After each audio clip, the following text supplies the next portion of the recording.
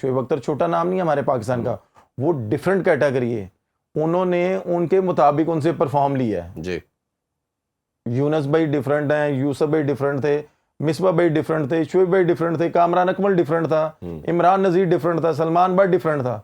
उन्होंने अना का मसला नहीं बनाया बिल्कुल ऐसे कि भाई ये पहनते क्या हैं, ये इन्होंने ग्लासेस क्यों पहने हैं। वो कहते थे जो मर्जी करो, परफॉर्म करके दो, परफॉर्म नहीं करोगे तब मैं नहीं छोड़ूंगा आपको। बात ये होती है जब उसके बाद ये काम शुरू है तो वो उस वक्त यार ये पाना की शुरू करता है, गाने की सुनता है, गाने को सुनता है टीम मैन नहीं का। वो यार अब दुनिया की जितनी टीमें देख लें, वो उन्होंने हेडफोन लगाए होते हैं, तो क्या वो टीम मैन नहीं होते? अपने अपने रिलैक्स रखने का हर प्लेयर को देखिए, हर स्पोर्ट्समैन अपने आप को रिलैक्स कैसे रखता है वो उसको पता है। लेकिन ये हमारे यहाँ पे कोई हेडफोन लगा ले, जिंदा मिसाल मैं आपके सामने बैठा हूँ, मुझे म्यूजिक का शौक है, इसमें कोई बुरी बात थोड़ी है भाई, मैं नमाज़ें भी पढ़ता हूँ अल्हम्दुलिल्लाह, दीन और दुनिया साथ साथ है, ठीक है। अब मैं ग्राउंड से जाते हुए, होटल से ग्राउंड का रास्ता 40-45 मिनट्स का है जी।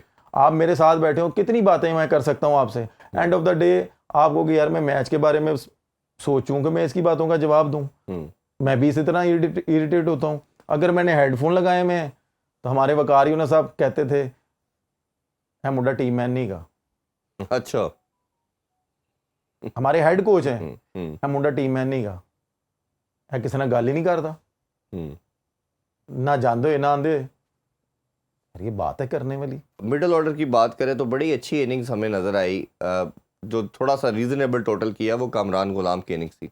4 छक्के भी लगाया, 52 रन की इनिंग्स खेली, उससे थोड़ा सा लगा कि ये एक डिसेंट टोटल हो गया। बट जितना हम क्रिटिसाइज अभी मोहम्मद रिजवान की इनिंग्स को कर रहे थे, साउथ शकील को भी हमने किया कि ये पाकिस्तान के क्रिकेट के लिए बड़ा नुकसानदेह है। अच्छा, इसमें सेकंड मेरा पार्ट क्वेश्चन का ये बनता है कि जो लड़का पाकिस्तान के अंदर T20 और ODI में भी हमें परमानेंट फीचर नज़र आ रहा है, तैयब ताहिर की बात मैं कर रहा हूँ, वो भी इनके डगआउट में है, उसको भी नहीं खिलाया जा रहा और कामरान गुलाम को प्रेफरेंस दी जा रही है जो आपके ड्रॉप हो चुका टीम से। आप इन दोनों का कंपैरिजन कैसे करते हैं? देखें, सबसे पहले तो जिस तरह की उसने इनिंग्स खेली है कामरान गुलाम ने, उसने आके जैसे अटैकिंग क्रिकेट खेली है, अगर वो ना खेलता तो शायद रिजवान पे और प्रेशर आता, तो शायद मुल्तान सुल्तान इतना टोटल भी ना कर पाती। अब सवाल ये है, जैसे मैंने ब्रेक में जाने से पहले आपसे बोला था कि तैयब ताहिर आपका प्लेइंग 11 का हिस्सा होता है नेशनल साइड का, ठीक है। अब कामरान गुलाम डोमेस्टिक में परफॉर्म कर रहा है T20 में, ठीक है।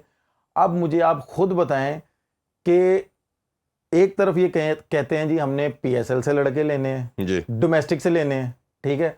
वो डोमेस्टिक में भी उसने परफॉर्म किया हुआ है, अब उसने PSL में भी उसने 2-3 इनिंग्स ऐसी खेली हैं कि उसने इफ्तिखार की भी बारी नहीं आने दी, और अगर आखिरी 1-2 ओवर उसमें बारी आई हैं तो वो उसने अपने लिए नहीं खेला, वो अपनी फ्रेंचाइज के लिए खेला, जो टीम रिक्वायर्ड थी और जो चाह रहा था वो उसने किया। अगर वो छिक्का मारने जा रहा है, उसमें आउट भी हो रहा है ना, तो वो अपने आप को ये नहीं कह रहा कि यार मैं सिंगल कर लेता, जो नॉर्मली प्लेयर करते हैं, जो नए प्लेयर करते हैं। लेकिन पता चलता है ये यहाँ से टीम मैन कौन है। बात यह है कि अब हमारे सिलेक्टरों पे एक वो कहते हैं ना क्वेश्चन मार्क आएगा कि भाई अगर T20 में तैयब ताहिर ने इंटरनेशनल क्रिकेट में अभी तक उस तरह का परफॉर्म नहीं किया, नीचे कामरान गुलाम बैठा हुआ है, उसने उस तरह का परफॉर्म किया, फ्रेंचाइज क्रिकेट तैयब ताहिर नहीं खेला, ठीक है। जहां तक मेरे सुनने में बात आती है, तैयब ताहिर को इसलिए खिलाया जाता था कि भाई बाउंड्री से थ्रो बड़ी तेज मारता है। ये तो बड़े और बड़े लड़के इस वजह से ऐसे खेल सकते हैं। मैं वही बता रहा हूँ ना, बात यह है कि अब सिलेक्टरों को पूछेगा ना कोई, जब कोई इस तरह का बड़ा ब्लंडर हो जाता है टीम में, कोई बड़ी सीरीज हार जाते हैं, कोई आप कह लेंगे ICC को कोई इवेंट हार जाते हैं, तो हमारे सिलेक्टर क्या करते हैं, कोई इधर को निकल जाता है, कोई इधर को निकल जाता है। फिर आप ये देखें, जब तक हमारे सिलेक्टरों का एक चीफ सिलेक्टर नहीं ना होगा। ये अगला मेरा क्वेश्चन यही था कि ये 2 साल से हम देख रहे हैं, 1.5 साल से, कि हमेशा से हमारा, ये हमने पहले भी बात की कि हर टाइम के अंदर एक चीफ सिलेक्टर होता है, और ये 3 दिन पहले भी हमने गालबन बात की थी कि सिलेक्टर शायद 1-2 होने चाहिए या 3 होने चाहिए, उनका पर्टिकुलर हेड हो जो चीफ सिलेक्टर हो। ये 5 बना देते हैं, इरफान भाई असल में ना ये पाकिस्तान है, और आपको भी पता है कि जिसको ओबलाइज करना होना उसके लिए कोई ना कोई फ्री की सीट निकल आती है, निकल आती जी। ठीक है। अगर आपने बना लिया तो फिर एक सीट और निकालने चीफ सेलेक्टर की। नहीं, उन्हीं में से एक को हेड बना देना, लदा के निकाल सर वो नहीं कर नाम ही देना है ना। सर वो नहीं कर सकते ना। अब ये आप भी इधर और मैं भी इधर, अभी हमने बात की है ना, ये जब थोड़ी सी और मीडिया पे चलेगी ना बात, फिर कोई ना कोई सीट निकल आएगी, कोई और ऊपर आके बैठ जाएगा। आप ये देखेंगे, आप ये बात करें अकाउंटेबल होने के लिहाज से कि कल को अगर आप मेंटोर्स हैं, मुझसे ऊपर कौन है? वहाब रियाज, उनके डायरेक्टर्स ऑफ मेंटोर्स, वो उनके हेड है। ये कौन सी सीट है? कब निकली है ये? वैसे निकली का तो पता नहीं, लेकिन है वो। लेकिन ये चीफ सेलेक्टर तो दुनिया में कोई कभी किसी टाइम पे हमने नहीं देखा कि ना होता हो। ये अब पाकिस्तान में हो रहा है कि कोई चीफ सेलेक्टर दुनिया में जितनी भी क्रिकेट होती है इरफान भाई, जितनी भी टीमें खेलती हैं, छोटी से छोटी, बड़ी से बड़ी, वो चीफ सेलेक्टर के साथ ही चलती हैं। ऐसे ही है। और हमारे पाकिस्तान में क्यों नहीं चल रही, बड़ा सवाल ये है। नहीं, वो रिस्पॉन्सिबल होता है ना। कल को मीडिया की बात कर ले, बोर्ड के अंदर भी बात कर ले। कल को जैसे मिसाल के तौर पे मैं आपको एग्जांपल से मैं करना चाहूंगा कि अगर जैसे स्पिनर नहीं खिलाया था इन्होंने, 4-5 सेलेक्टर ने चैंपियन ट्रॉफी में स्पिनर नहीं खिलाया, पूरा पाकिस्तान, पूरा मीडिया कहता रहा स्पिनर होना चाहिए। अगर कोई चीफ सेलेक्टर होता तो सब ने उसी से पूछना था कि तू हेड था, आप ये इस सीट पे थे एज ए रिस्पॉन्सिबल, आपने क्यों नहीं किया? अब कोई था ही नहीं। अब आप कह देंगे, आप किसी भी एक इंडिविजुअल से पूछोगे ना 5 में से, वो कहेगा जी हम 5 का ये फैसला था। अच्छा, एक से पूछेंगे, वो दूसरे पे डालेगा, दूसरा तीसरे पे डालेगा, आप आंसरेबल ही नहीं कर सकते। ये प्रॉब्लम है। बात ये है कि देखें, हमारे जो मोहसिन नकवी साहब हैं, जैसे हम बात करेंगे चीफ सेलेक्टर होना चाहिए, स्ट्रगल किया टीम ने, ठीक है जी। चीफ सेलेक्टर जो है मोहसिन नकवी साहब, उसको पकड़ें कि सर जी आ जाएं ज़रा, मैं आपको इतना कुछ दे रहा हूँ, टीम क्यों स्ट्रगल कर रही है। पहली बात तो ये है कि एज ए प्लेयर मुझे बड़ा अफसोस हुआ था कि फ़खर बाहर हुआ था, ठीक है।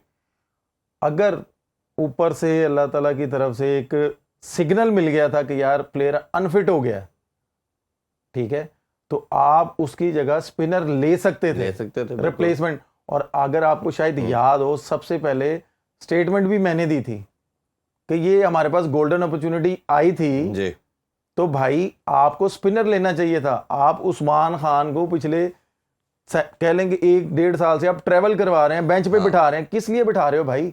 उसको भेजो ना ओपनर। नहीं, वो ओपनर था ना, मैं वही बता रहा हूं ना, उसको भेजो ओपनर। अच्छा, जो आप बात कर रहे हैं ना, चेयरमैन साहब ने मेरे सोर्सेज के मुताबिक इन सेलेक्टर को फ़ोन किया, उन्होंने कहा जी ये गोल्डन अपॉर्चुनिटी आ गया, पूरा पाकिस्तान इस पर चीख रहा है, आप स्पिनर ले लें, मैं आपको इजाज़त देता हूँ, आप ऐड कर लें।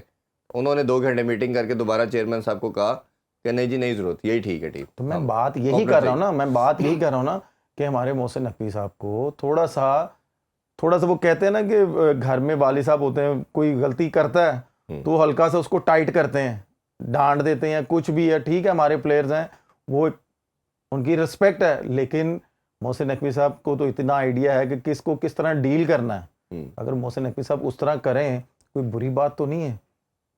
आप मुझे खुद बताएं कि मैं आपको इसलिए मैं बार ये सेकंड टाइम बात आप रिपीट कर रहा हूं अपनी बात, कि मैंने सबसे पहले स्टेटमेंट दी थी कि भाई गोल्डन अपॉर्चुनिटी आ गई है जी, स्पिनर ले लो।